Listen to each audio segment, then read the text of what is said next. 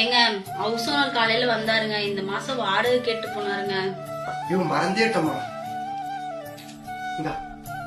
தம்பி மாமா இந்த மாசம் சீட்டு கட்டணும்பா, கையில காசே இல்ல. அப்படியாமா? அந்த பணத்தை கொஞ்சம் கொடுமா. இந்தாமா, இந்த காசை வச்சு நீ சீட்டு கட்டிடு.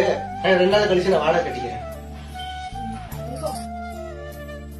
ஆச்சி என்னங்க? ஒரு வழியா உன் சைனை மீட்டு வந்துட்டேன். சைனுக்கு விடுவு காலம் பிறந்துருச்சு. போடு. தம்பி அப்பா இப்பதாப்பா போன் பண்ணாரு. இதான் ஆட்டோ ரிப்பேர் ஆயிடுச்சான். நெகர் தான் கேட்டாரு. ஒரு வாரத்துல மீட்டு கொடுத்துறாராடா.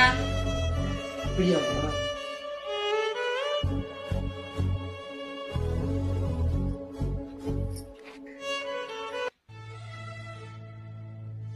அப்பா மாமா எப்பமா வந்தா? பாப்பா தங்கச்சிக்கு உடம்பு சரியில்ல, ஆஸ்பத்திரி கூட்டிட்டு போகணும். காசுல ஒரு 3000 கொடுப்பா. சம்பள காசெல்லாம் செலவாயிடுச்சேம்மா. இந்தா புடி.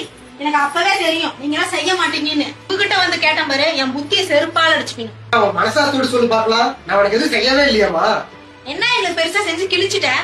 உங்களுக்கு பிடிச்சவங்க எதை கேட்டாலும் கஷ்டப்பட்டாலும் நம்ம செஞ்சிருவோம். அத அவங்க வெளியே போய் பெருமையா பெருசா சொல்லணுங்க அவசியம் இல்லம்மா.